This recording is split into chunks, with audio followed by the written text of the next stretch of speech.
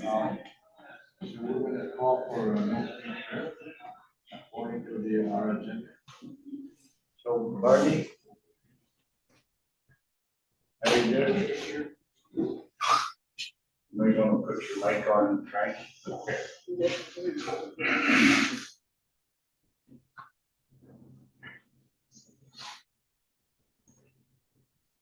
Good morning, Barney.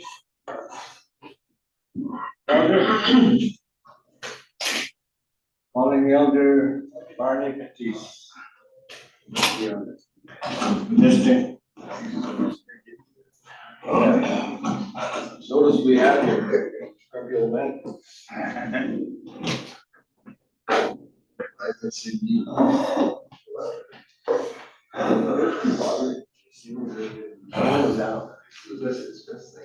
So, Marty, can you hear me? Good morning. 5 years, you know. Are you still at the casino?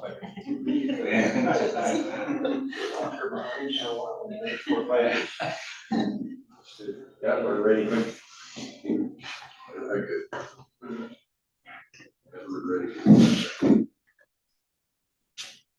I let them know we're ready. He said, okay, so we get these dogs down. There we are. Yep. There we are. We're good now, eh? Yeah, So yesterday we ended up in such a wonderful way. It really, my heart felt good the way it ended up. It was that final thing that the chief from Constance Lake was saying about how things are growing, how things are getting better, how his community is it's just going in the right direction. And his encouragement for us to continue to grow in that manner in all areas it was so good to end the day with like that. And so I think that today we should start the day that way, that we want to have continued growth and development. And like we all know some of the situations that we find ourselves out there, but however, I think we have to look at it in a real positive way as we move forward. And so in saying that, then we thank the Creator for granting us another day, another opportunity to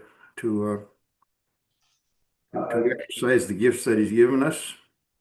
We will speak to each other in a kind and generous way, putting our minds and hearts together to see what future that we can build for the people that we're serving. We ask the Creator to look over our right shoulder and give us that courage, that wisdom, that knowledge that we need to make those good decisions. And we ask the Creator, as always, to look after those that are less fortunate than we are. And we ask the Creator as well to look after those that might have lost a loved one.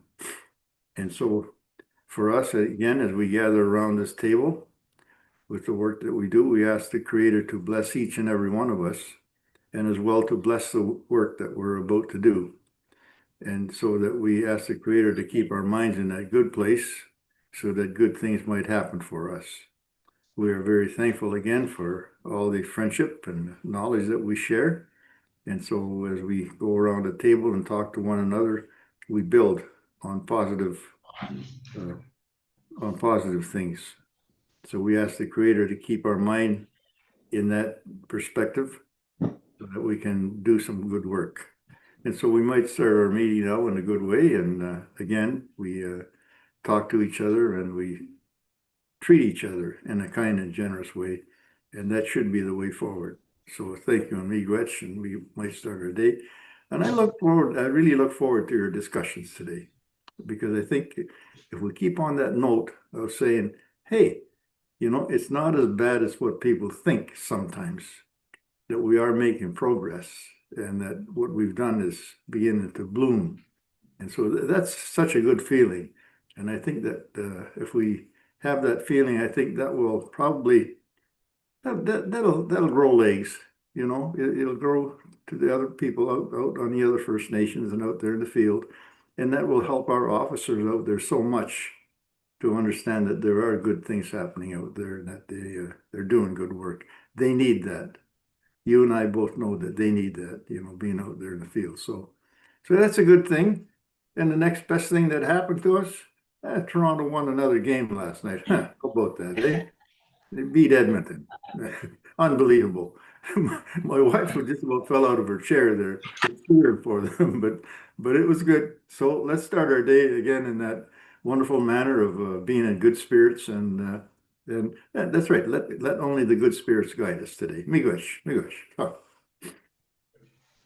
Okay, thank you, Elder Peace, for those words and the opening prayer for our day. Today we have some Yep. another long day today to start with the items on the agenda. The first one we have is a board liaison report, AGM report, and then the date and location of the next NAPS board meeting. And then we have an in-camera portion of meeting, which is solicitor client privilege, an NAPS executive benefits plan. And then we'll have a catered lunch coming in. And then we'll proceed with continue on with the in-camera portion of the meeting, slash solicitor client privileged NAPS voter control update, and then NAPS human resources internal matters update, and the chief of police annual review. Closing prayer. That's our agenda for the day. So I don't know if there's any more changes or comments or announcements that we did. Just one, I did get in touch with Julian. I said that our day may get shortened up a little bit. We've been moving on pretty good. And he's gonna try to make it here for 11:30, just in case. We're ready for him. So, I don't know if there's anybody else. We at the funeral home at 12. Call up, Late. We did over quarter after 1. we gone for lunch. Yeah. Anybody else have a early workshop? Okay, we'll go on then with our agenda. Vivian? All right. I don't know if you had time to read over my report. What's most interesting around.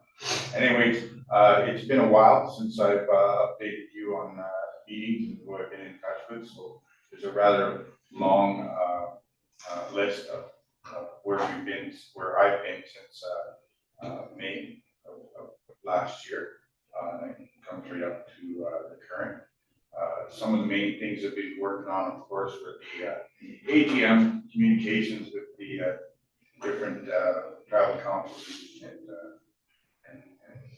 First Nations along the way. Communications also with the current chief's office. One of the things that we've been working on and meeting over the last several months, and even actually here, is the working group from NAN on legal.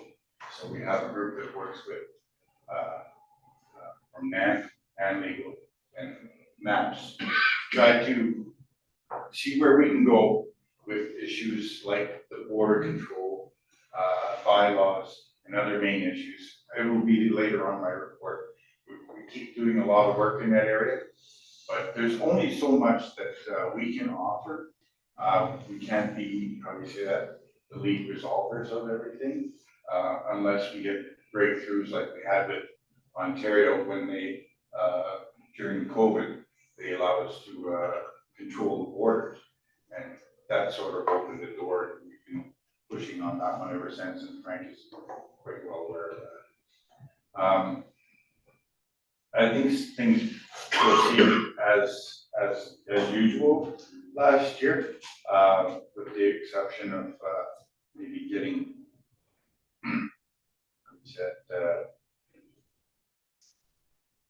sidelined a little bit in at the end of August. My wife had a heart attack. Took me out of commission for a couple of weeks. I appreciate the board assisting, not making too many calls, but I kept in touch during that time. And I've had since a few medical appointments of my own recently that I want to be honest, talk to the board about. One thought was my heart. My cardiologist says, you're good to go. He's going to nonetheless do all the tests to back that up. That will take up until the end of March to complete, but he's assured me that the condition that I have, which is a slight, it's a regular heartbeat is not uncommon, but it's bothersome, and when you've had a heart condition before, it plays in your head. So it's like a, do I have that problem? Yeah, I had that problem, so this must be something big, right? So at least I've got the right guy telling me, don't worry about it, I'm gonna look after you. And we're doing a value test. I got another follow-up with my doctor tomorrow, and hopefully I'm not creeping into the diabetic zone. And hopefully pre-diabetes might be a condition. So I'm going to do what I can to make sure that I maintain my health in that way. So I just want to let everybody know, because I'm pretty sure people are aware of that particular issue to a certain degree. And I want to be honest with my employer and let them know that if there's any concern that they need to know, I would keep them informed and move along as needed. With the issues on page 3, talk about our legislative opt-in process. The first year of us being under the legislative community policing act, Safe Policing Act. The initial work was, of course, completed.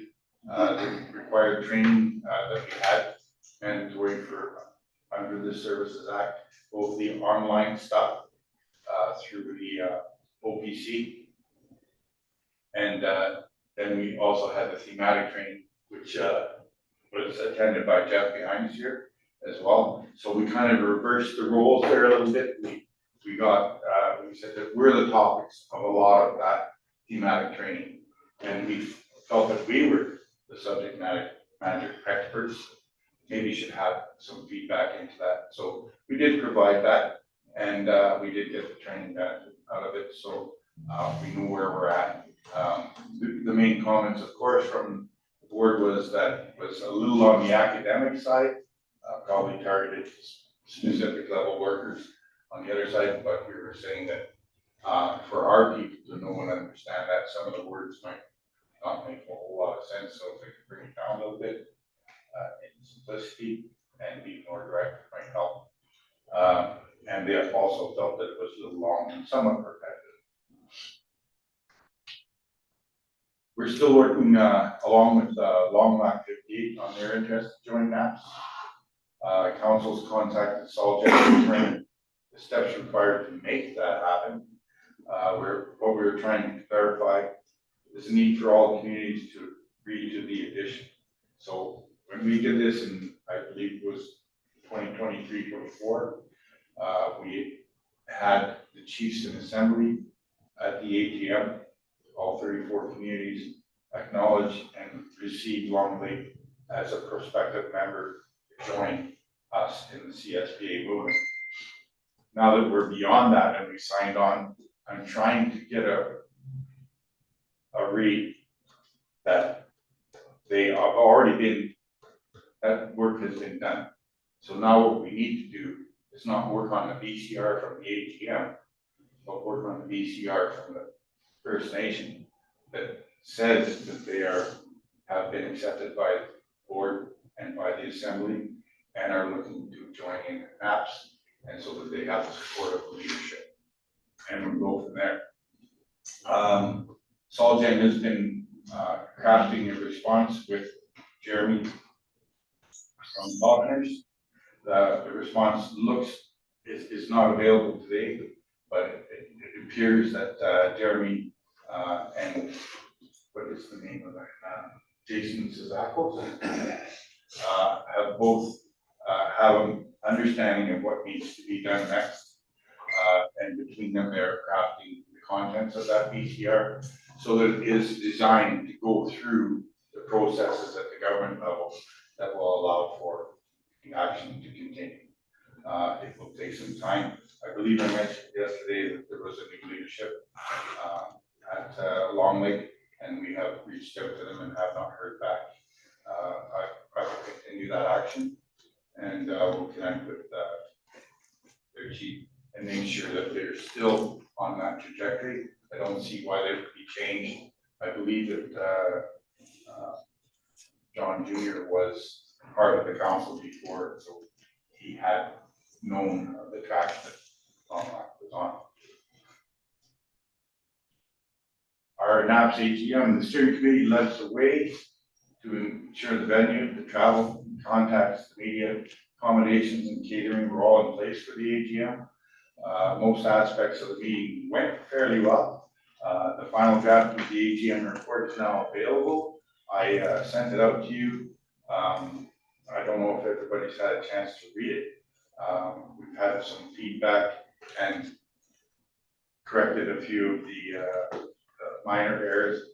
Deputy pointed out a couple, and we've got some feedback on that. So I will next week, if I haven't heard anything back on any corrections or typos that need to be fixed with the board's approval, I'd like to send that off to the final print and distribution. Question: do we need a motion for that?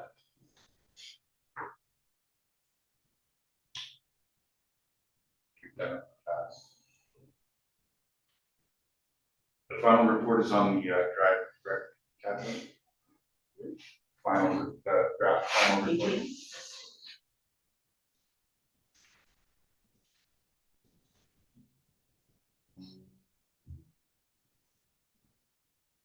Motion to accept the final report.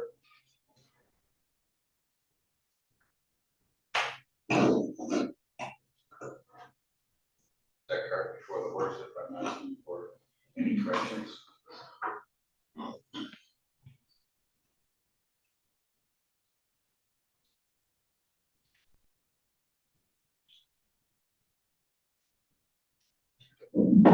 So what I'll do in that case, Chair, not getting too much response, I will have it as an action item. I'll wait for the responses, and I'll consult with you, Chair, once I feel that it's ready. I believe it will probably be by next Friday. We'll send it over. After the AGM, we met to debrief on the overall event. Several members of the committee suggested we try to host it next AGM at the Norwester Inn. There was a few other events that were held there, and they said that the team at that hotel is has been, like I said, seems to be upgraded as far as how they treat their clientele. And we want to have that experience and seeing where the two places are. Familiarity with our people there, our attributes that we want to help and keep the costs in the projected margins. One of the things that happened, and it's probably my fault, but you know, the new contracts that you have for the hotel, they're not 2 or 3 pages, they're 30 pages. There's a line in there about the having people stay in the rooms and then no shows. And we were very accustomed to having a list of no shows for day one. And we would take that back to the desk about and they would say, okay, we'll cancel the remainder. And now it came back as, oh, we don't cancel the remainder anymore. So we actually had a number of no shows that we didn't really expect. We had more like 7 rooms that we paid for. And it wasn't just NAPS, but it was and you or shared that cost.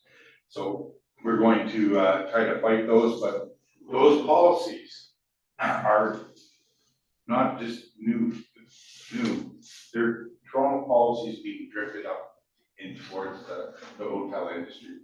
And they are changing, they're becoming a little more restrictive, to say the least, as far as acquiring your rooms. Anything that you agree to, it's kind of like okay, automatic expense, everything is charged. You, you can't get it back. So, we know that with, working with that other new venue, Northwestern, we're, can at least speak to the manager and get those commitments, figured out in advance. I don't like paying for things that we haven't received. And if I don't like it, Kathleen's more than 10 times concerned when it comes to spending money in that area. So she's been all over me on that. Thank you, Kathleen. That's one of the things that we came out of the ATM, said, make sure we want to see less waste. We did get, did have good attendance overall for those 3 days. I think it went really well. Of course, the issue in Ganugame kind of took over the NAN day, but the NAN staff at the end said that that was probably a good experience. We were able to use that time to do something constructive for Ganugame and policing road and how we are dealing with the drug issues in the communities as well. So I think everybody was pretty pretty satisfied with the details of how things went overall.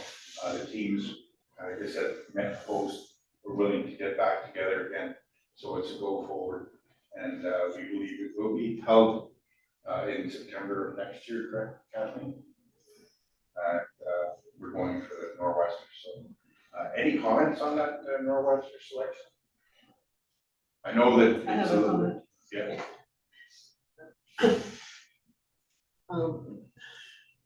It would, with me, it would be it's so far out since, coming into town, I don't have any, like, vehicle, I don't drive or anything, and I don't, it would mean, more money for me to come out to go do my shopping, which is, that's what the problem would be for me. But still, I used to stay there before. I liked it out there, but that would be the only problem I would have with that. Well, I think that we can alleviate part of that with, there are people there with vehicles and these, there's some cow and some, we can talk about, take a taxi here or there to an event. My office, whatever it is. My office is Walmart, no, it's right inside, so.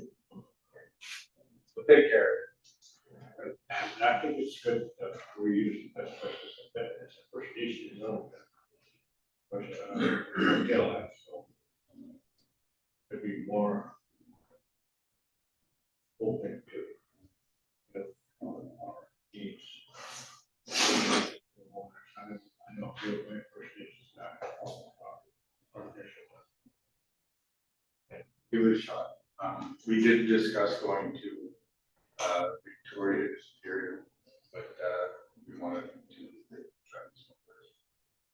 I think we need to go to a proposal-based system. Prices from vendors across the board, so that we can, and even in considering the First Nation ownership, we should account for that in the assessment. So have a concrete way that we can say whether it's a bid price advantage, say it's 5%. Yeah. So that we can entertain those, because the Victoria is also owned by communities too, right?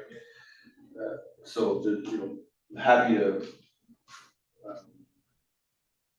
give them the business, but they also need to remain cost competitive, right? So we can ask them all, number of rooms, number of days, give us your price, multiply that by some sort of competitive nature of whether the business originally owned it, First Nation owned it, off we go.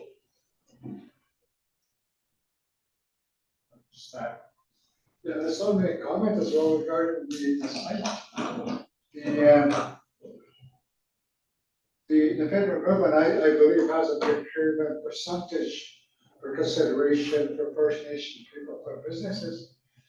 We're talking about land owned enterprise here, the hotel, which Nabaski is not home.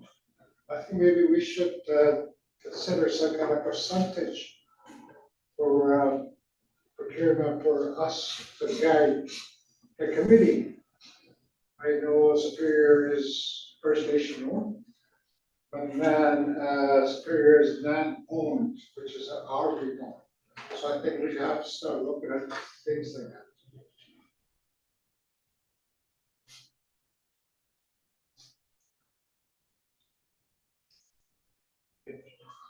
So I'll take that under advisement, we'll bring that back.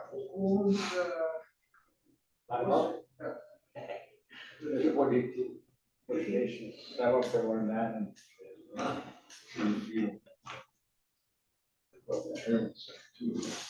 Like, hotel and the tenants right next door. I know. The one landmark is a different group. Yeah. And the other, West Western, there's a different group also. And that-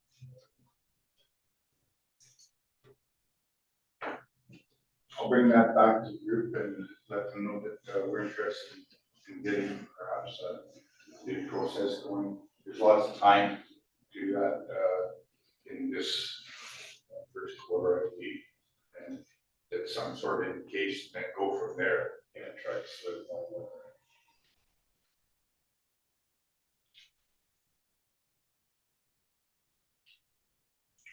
Board training, I'm working on a couple of with a couple of consulting entities looking, including Alana Jones, who we visited with this week. Alana Jones, many of you remember, used to work with OPP. She now works with Myers Horse Penny and as a consultant. We're looking at getting some of the generic board training, team building, whatever it is. I don't have specific targets, and I'd like to use my time here to hear from the board just in general. Any specific training requirements that they would like to see the board drive and employ in their training exercises. So is there any ideas somebody would like to float out there that I can look into? We all go downstairs and shoot the guns at the training center. I'd like to learn how. But you know, you have to commit to wearing a uniform like that.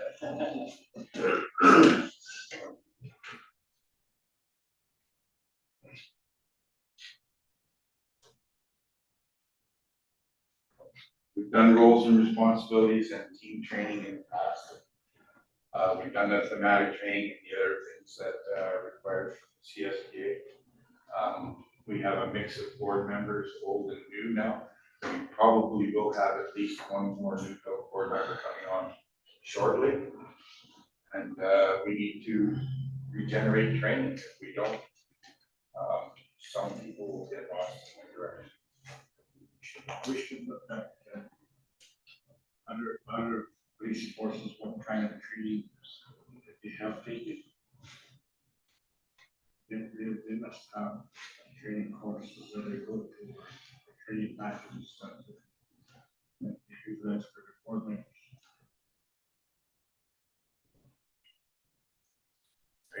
Here's my plan of action, Chair. I will do that. I will consult with not just a couple of services, but maybe with MNP and the Canadian Association of Police Service Boards to see what training they have available and maybe prepare it in a document, forward to the board like I did before and say, of these, which two would you like to see? And gather my information coming back. Does that look like a reasonable way to work? I'm sorry, second. And one of the things at least clarify, I guess, in terms of board members, For example, I'm in Muskrat and I talk to the NAPS officers a lot, they're just on friendly basis. And they talk to them. So, one of the things I think is that, especially for new members, is that we need to understand as board members where political interference becomes, could be interpreted as interference. The communication. Sometimes when the offices are there, but you didn't have other people to talk to, they just talk to you and, need to, you need to have a clear understanding. Where do you draw the line?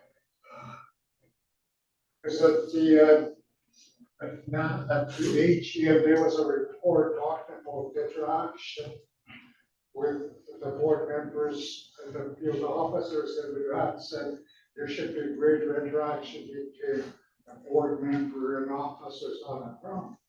And I asked the lawyer that time, how does that happen? Because in our board training, we were cautioned that as board members, there cannot be interference with the operations out in the field. So I think we need clarification on it.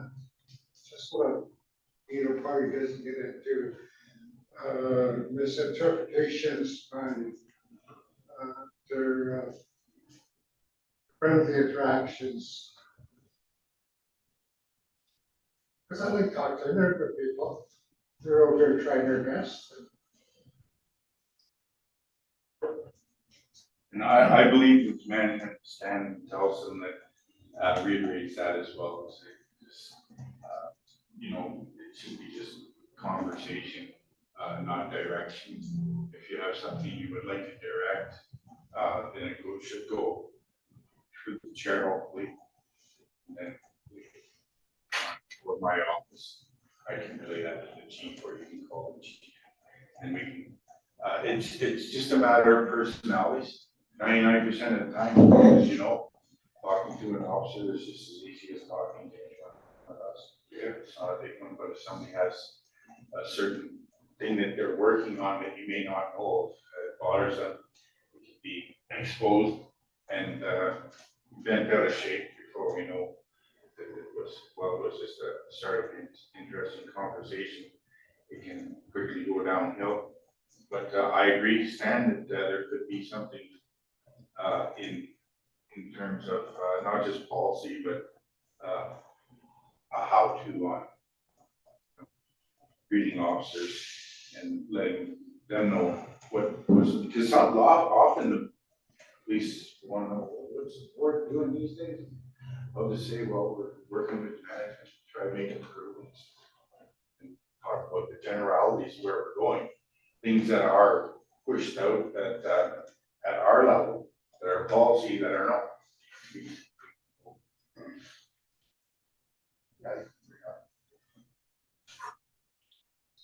Okay. I understand where Frank's coming from. Like, as a counselor in a board, well, speaking for my colleagues, nine of them, as a counselor back home, most times when a serious occurrence is, there's, most times we're there first as counselors. When the body's hanging there, we're there most of the time first. Because we have four-wheelers ready, skills, we know where to go. Hopefully, what are you talking about? So, one of the things that I mentioned in my report was I thought about this quite a few times, and I do as I sit here today is about boardroom decorum. Now that we have public access, maybe there is someone who is very adept at saying, okay, and can show us some of the things that we think it's okay, you make a slight, but you make a joke of it, and then someone online gets a hold of it, and your intent was nothing towards what might come out on the social media end. So that's something we have to be cognizant of today. And I think that's something we need to consider it a piece of the training so that we keep it foremost in our mind. Just it's easy to do, the world's watching. And unfortunately with social media these days, sometimes they're watching with the intent of just saying, I'm gonna get you. And let's not try to fall into that trap and act as professional as we can, even though we like to meet each other in an informal manner. Jason, did you want to say something? Yeah, just as far as suggestions for training, I think for me, still getting up to speed on the responsibilities under the legislation.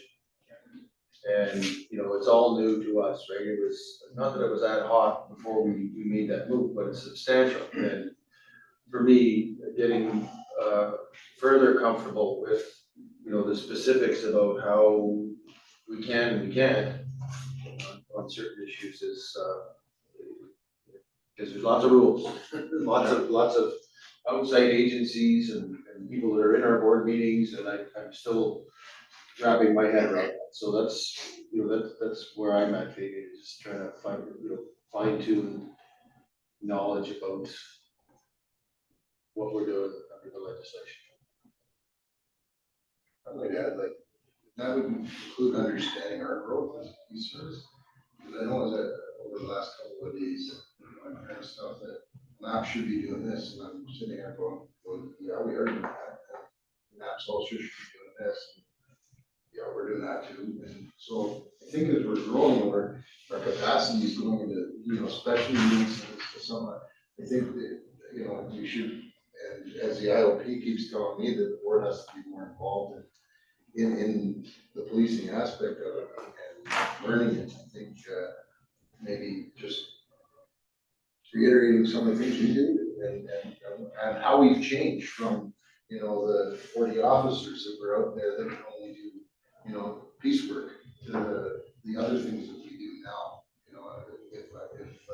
If that's something you might want to look at. And it's I'm just kind of playing off the word Vice Chair Matisse was saying, because that hit me a couple times yesterday, like even with educating and stuff like that. There's a lot of things that we're doing, I think, that is not being captured and not being properly projected. Which I have a piece in here on the chief of police evaluation. I won't go into it in any detail as there is a in-camera session where we'll go through it with the committee, Brad Deuce, myself, later on. I just did want to go down to the end of that piece and talk about the current contract with Terry. It expires in December 31st, 2027. So we have 2 years less a month to consider a new chief of police. And like everybody says, okay, we'll just clone Terry, we'll put him back in here. 3 years, that's all good. Everybody knows that he's more than welcome. But I think that we can ask that on the side, but in reality, we have to move ahead and move forward. So the board needs to work with management on a succession plan for the chief's position going forward. Yeah, I think that's very important that we can start that discussion before we have to ask him again. We don't want to run out of time, Yeah, we can do a discussion. And further to that, of course, Lana Jones was in doing the thing with MNP, and they were saying that they would be more than happy to do the headhunting portion of it, because we will, as far as I know, we will again look internal and external at the same time. Community consultations. Since AGM in October, we've had community visits with Sandy Lake, Winnisk, Shanniga, Apatiki, and this, I can't pronounce that one, and the Mishkewa Council. We had several other visits on the drawing board. We tried to meet with Chapo and Brunswick House. Hopefully we'll be getting that in the near future. Still waiting to hear back from the chief at Brunswick House. Jason set that up. With the current HR issues and litigation, a lot of energy is dissipated in that area. In order to make sure we have the best possible coverage, and with permission of the board, need to put out a notice that we'd like to meet with tribal councils where possible as a stopgap measure. And what I'm talking about here is our budget line that we have for community consultations. We had originally looked at charters and utilized the charters to go north to 20 communities and come back. The minimum charters now are 12 to 13,000, and a lot of them are 17. We don't have that kind of budget. We will be able to obviously handle that within this fiscal year and probably the coming fiscal year. And then after that, we could be notably damaging or running out of funds to do that, and then I will start talk to management about utilizing some of their trips and visits to communities. I think that it should be a shared thing where if Terry happens to have a meeting coming up with one of the First Nations, that he could ask us if we wanted to join him the same way we would do it when we asked Terry and Brad to come along, and one of the board members and your chair to come along on a community visit with us. The community visits remain important. If we went to all of the communities and met with them one time during the fiscal year, let them get their opinions, their needs off to us, respond to them in kind, and take it up again with them at the AGM. It goes a long way. It goes a long way to communication, and you won't be hearing, "I never see anyone from NAPS." And that has been something that we've lived and experienced, and going forward, the community consultations have worked as far as keeping the leadership informed and vice versa on the current issues.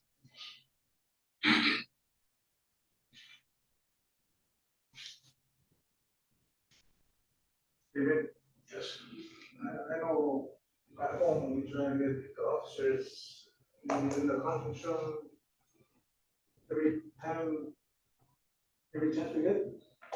With Jesse and Matt, we'll get them inside the conference room with us. Get us to sit around. They bring their monthly reports. And we encourage that as well forward. And even to stop by for a coffee, Yeah. or maybe it doesn't matter, just to have that community engagement. It's very, very key for our service. Just for the board's input, when we are in the communities and run into a community where the community officers haven't been putting in the reports on a regular basis or attending council meetings, that's reflected immediately in the audience. And unless there's a disruptive force within talking as a group, the chief or deputy usually brings one or more of those officers in and they discuss that. And if not, and if it's personal, they'll discuss it. Right after the meeting, follow up with the chief, say, okay, these guys are going to be doing what we're asking. It is part of the protocol. And for the most part, we have gotten beyond that. Some good work in there. Board retreat. Now this is just an out there suggestion. I kind of softened it up yesterday. The FNCPA is going to be held on the West Coast this year, at the Grand Pacific Hotel in Victoria, BC. I know that every now and then we like to take advantage of attending a larger event, wrapping up our board meeting in with that event, and sort of getting the attendance and the added benefit networking with our fellow services, chiefs of police, other boards in that area. So if the board would like, I can have a look and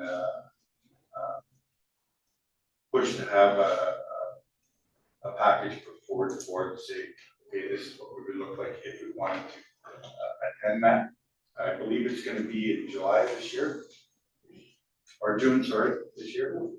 And if the board's pushes interest, I'll try to get package together for us. That's May, maybe, It's May, sorry. May 19 to 21. So send us a calendar invite. March, April, May, so that would be the next board meeting. Anybody have any opposition to that, or shall I proceed? Yeah, I think if you do that, then yeah, we should have a regular board meeting there too. Kill a couple of birds with one stone and keep the costs in line while attending the conference. You can set a day aside to have a regular meeting. Anyways, I know we're supposed to pay attention, but whale watching would be a good thing. Approximately when in June is this? It's in May, sorry, May 19th. 19th, 20th, 21st. So yeah, write it down, because they're not gonna change the dates of that venue.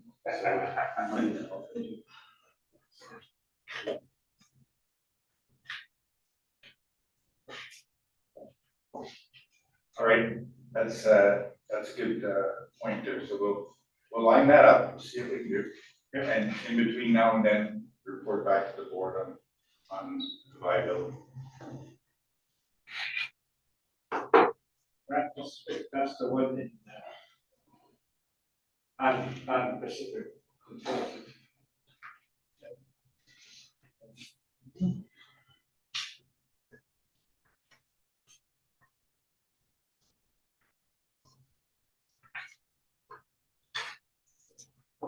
We got the board finances next.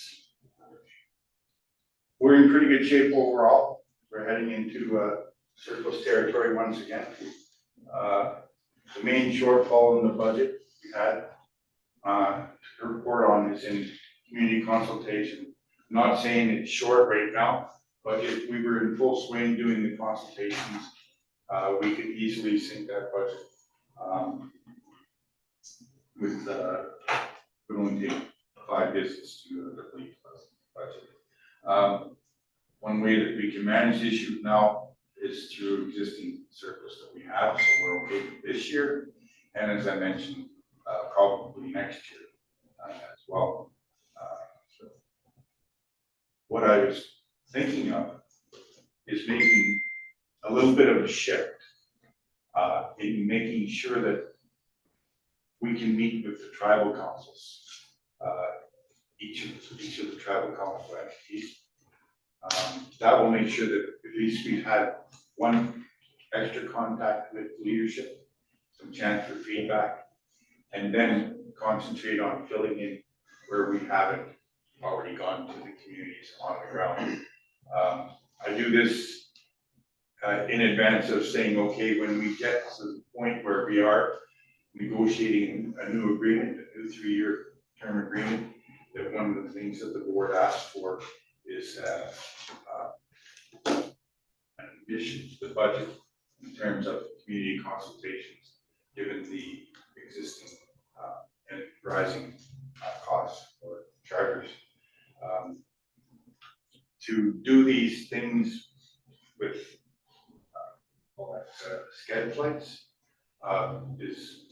means that it's a 2-day exercise, sometimes 3 days back and forth. So logistically, administratively, it's tough to do as far as take time. I mean, as a liaison, I could travel there, but that leaves me by myself.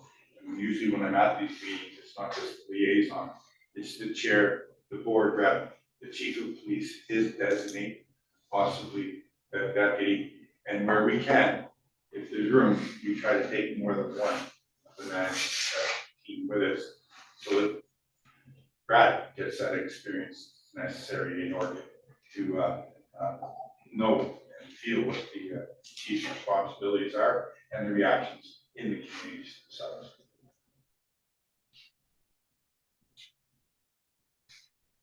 So how many do you envision in a year? How many visits? We want to do 2 a month. 2 a month. So there'd be 24 community visits.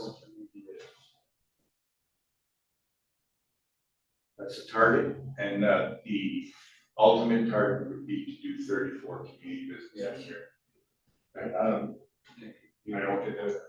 No, the reason is that it depends who the chair is and who the board of directors are, and if it's okay that you just want the liaison to go with the chief of police.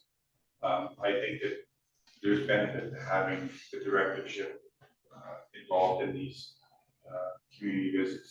It lends a face to who we are, and as Stan mentioned before when he's talking with officers and people in the community, this is validating who he is, and people say, "Oh yes, that's my board member."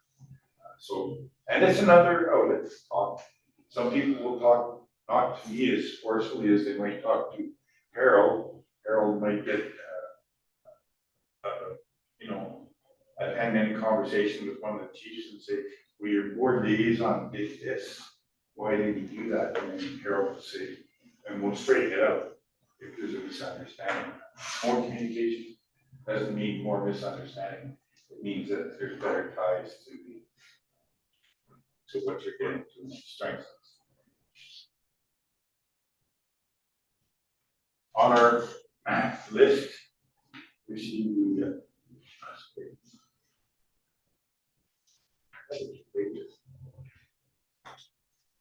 I'll do the same. So the NAPS internal review is the shared cost with board management. That end is not budgeted for. And another related expenditure that we're over in is in legal fees. We continue to have increased the budget line in this area. I can see that as NAPS grows, we're going to run into issues that do require input from council, and paying down a budget is not an easy task.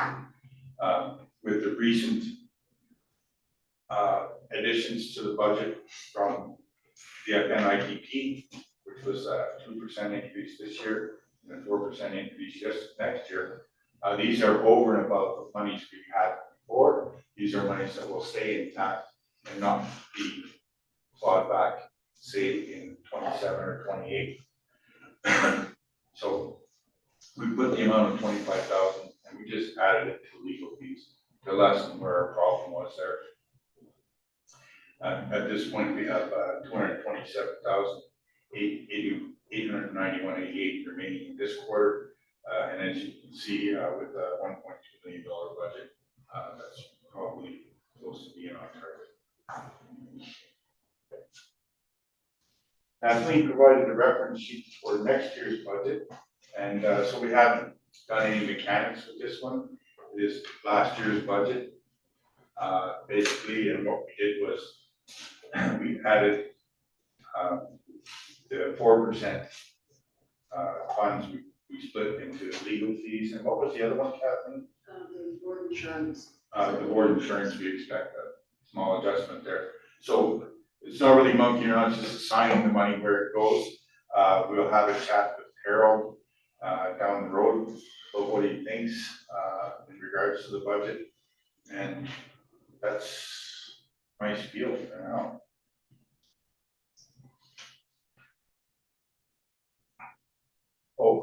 We've also added, because of the chair travel this year, involving a lot of work with the legal stuff and the Morrison issue.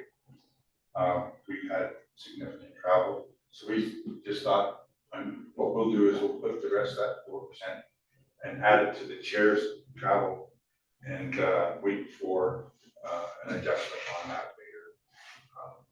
Whether it's Harold or finance committee that wants to distribute or see where that goes.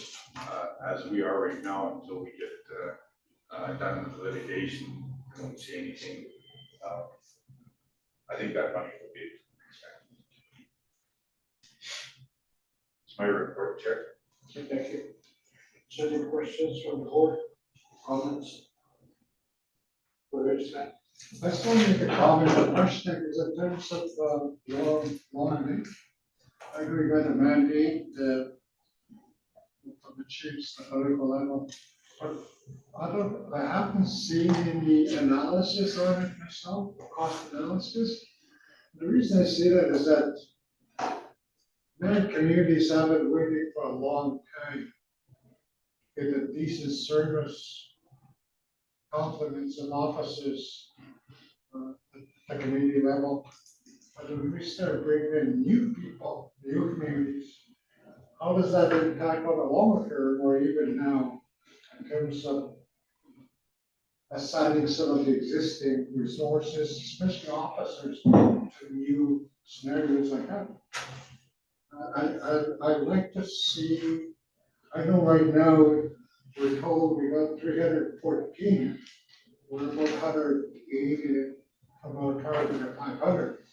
But if we start bringing in new communities and we have to assign existing resources, especially the offices, how will that impact the nine communities? Like right now, must start to have two officers sometimes, most of the time. But for the longest time, when we had one officer, I was just wondering, should there some kind of analysis put together? I know that they give the mandate, but the board has a responsibility to make some decisions on it. I think we need an informed decision from the operations when this one started on it. Just for clarification, are you referring to maybe the addition of Long Lake? Yeah. Yeah, because what happens with Long Lake is they have their assignment, officers to whatever, then we apply the standards, same standards that we use to assess what would be required in your community, Frank's community. And then that is added as part of the negotiations before you take on the extra community. Yeah, I understand that, but what I'm saying is that the resources to be assigned for 58 have to come from somewhere. Do they come from the existing pool? I guess what I'm saying is that we're struggling man-wide trying to get sufficient officers, for example. We start assigning them to new scenarios, or the 58 come with their own offices, so to man services to be operated under us. Correct, that's all negotiated. So we would know what additional resources we would require along that 50 donors. We would do a workplace analysis, so the workload analysis of how many officers they need. And the government would have to come up with that one. Yeah. Those officers. To do it have to be additional. Yeah, and we'd have to hire them. Yeah. But it's a really good question, because we need to ensure that if we take on any other places, that we get the right amount off of it, so that we're not taking these that have only made it. So that was an excellent. That's the process. So that hasn't been done yet. I just need to know. Yeah. So it hasn't been done yet, but it will be part of the process. Because Yeah. the chiefs, I think, if it doesn't happen right away, the chiefs will say what happened. And then we need to make sure that the information that this is what is required to have this function. That's all I'm saying. And we even discussed that with the infrastructure, like if they need attachments and everything, because we don't want to see, a community that's already in line get bumped, to do it. So that's all part of the negotiation to say, you gotta give us the upfront infrastructure so that nobody gets bumped and stuff like that. Yeah. So that's all being discussed for sure. Yeah, to avoid it basically being an additional weight in your packs that be distributed, no, we want that to come with funding with all the bells and whistles that they have. And it would have to be hard negotiated because, as I mentioned, they're already talking about, well, we have a complement of 2. And then we tell them, but according to how we do adequacy standards, the complement would be more like medium-sized attachment, which is 9 to 12 or whatever it is, right? Officers assigned, and those aren't 9 to 12 existing NAPS officers; those are 9 to 12. But there is a permanent.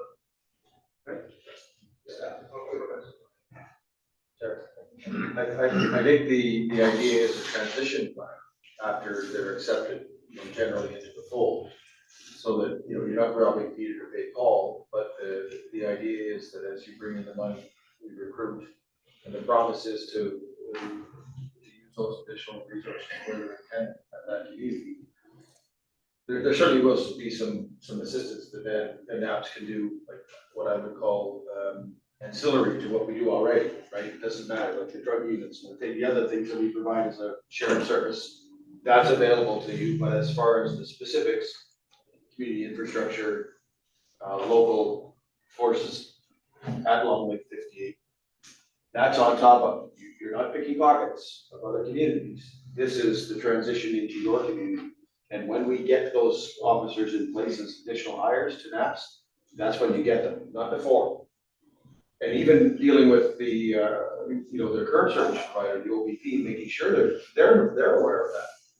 That just because we've announced that they're leaving, that doesn't mean that you get to go right away. You have to also provide that service until this transition is, we're ready to execute on actually placing men and women into the field there. Somebody's got to do it. They can't be, 158 can't be left with nothing.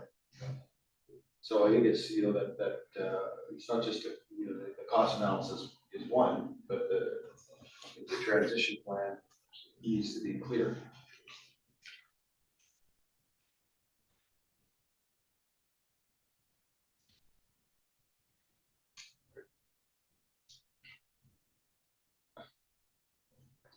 All good? All good. We'll continue, I guess we'll find out if the council there is, move forward. On the, I believe they will because there was an entire council that was involved. And Chief was leading it, but we had meetings with several council. is there anything else, any more questions, comments? I need a motion to throw my report out, not accept my report. Okay. We'll need a motion to accept, board liaison report. Moved by Stan, second by Harold. All in favor? Right, here. Your request been accepted. You. And another recommendation. Finally. I'm good to, we'll watch. The next thing is the date and location of next board meeting. Decide that to be In May. In May, and hopefully at Victoria. what? The Grand Hotel. In the Grand Hotel, Victoria. BC. Yeah. All right, cool. And I have to get right on it because I've been told that the rooms are Yeah, getting big. Sure. might have to go and check them out. All right. Okay, is that the plan then, that the next board meeting will be in May? What are the days of May, the 21st, or the 19th to the 21st?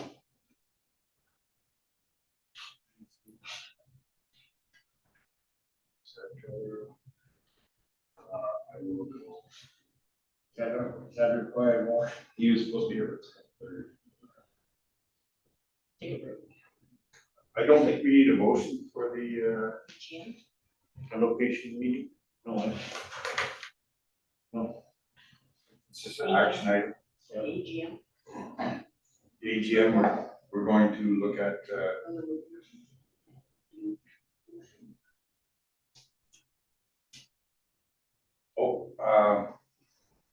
do we require a motion for the AGM report? Well, is it part of your report we just accepted? Could be. It was in my report. So the AGM is going to be, we're gonna do the assessment of the hotel accommodations, the prices and so forth. First, and then we'll decide which one is it. Yeah. Offering a good deal and what and when. Date of the AGM. Yeah, it's September. Do we have the dates? Those dates? I think it's the third.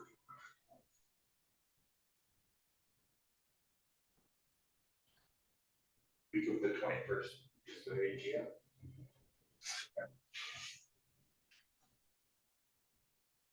'22 to '24.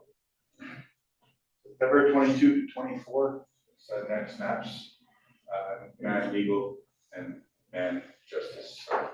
That's during that peak season.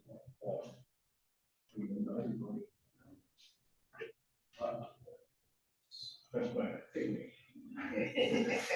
There's less moves to be had. We're trying to create a boost. It's all that. Okay, now that's part of your report, that's we approve. Yes. All right. So next thing on the agenda is the date and location. Oh, we already did that too, right? Yes. May the 21st to the 20th, and May 19th to the 21st.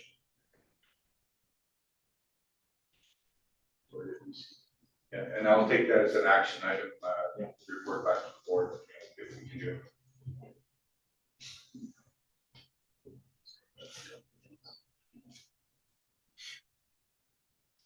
Right. Only to the cover portion, all right, to the break, is it? Just before we take a break, Jeff just wanted to say a few words to the board. Okay. I'm just gonna end up leaving because you guys are going into closed session, so I want to thank you again. Yeah. And we'll see you at the next board meeting. Enjoy the rest of your meeting. And travel home safely when you get to travel home. And we'll probably be in communication with the leadership team and with Fabian and with the chair before the next meeting. So thank you again for the hospitality and having me here today.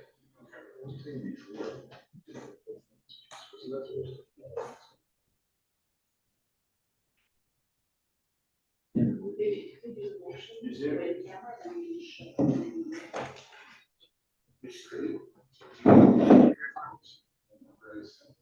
Yeah, the critical.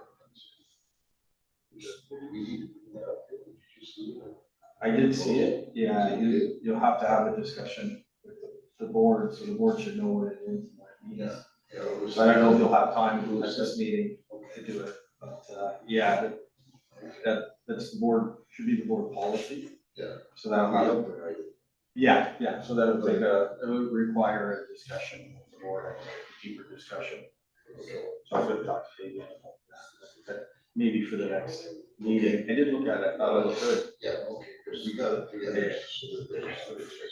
Yeah, I thought it. So, yeah, Are yeah. you, I don't know. That may be camera for me. I hope so. So, Mr. Trevor, is he coming? Or is he? Well, Check, yeah. So, you want to have a short break, 10 minutes? short break, but can we put motion to go on camera, because everything's in camera. Oh, okay, so let's go on camera. Okay, good. We'll play, Jason. Second. By Russell. All in favor? Yes, we're going to be moving camera and short break.